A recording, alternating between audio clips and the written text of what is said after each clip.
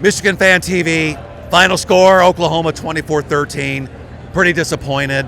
I got Trent over here. I got Gregg over here. A lot of hopes going into this game, big game. What happened out there? I'll start with you. Oklahoma kicked the shit out of us. That is very succinct. Yeah, I mean, Trent, do you want to add anything to what Gregg said? Yeah, it's a little more complex than that, I think. But I think when you got a young quarterback on the road, I saw a lot of young quarterback on the road tendencies. I do think we had some of our skilled players missing. I do think we don't have enough skilled players at this point. And defense played valiantly, not perfect, but they played hard. And so some things to work on. Young team, hopefully they get better in the rest of the season. So, obviously there's some frustrations on not even defense. We had a hard time studying material on the ground. We had a hard time getting any consistent offense. Yep. We have a young quarterback, like Trent said. Yep. And Bryce Underwood's been like the talk of Michigan football for months. So what do we do next with this kid? Well, I think Bryce is going to be fine.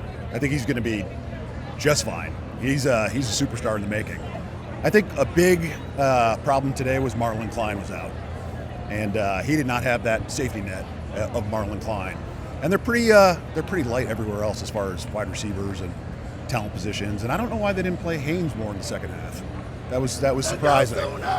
Yeah, Missy Klein. I mean, obviously Michigan's always been great relying on the tight ends and everything. Yep. So where does Michigan go the rest of the year? We have the Big Ten schedule.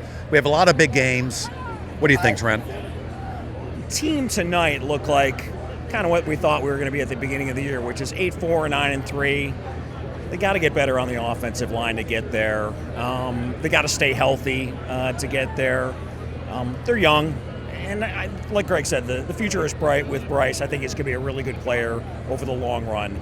Just John Mateer was fantastic tonight, and that's a great defense. I think you're going to see one or two defenses in the Big Ten that are as strong as that defense, and I don't know that any of them have a quarterback as dynamic as Mateer is. So we'll see. So I'll leave it off with you.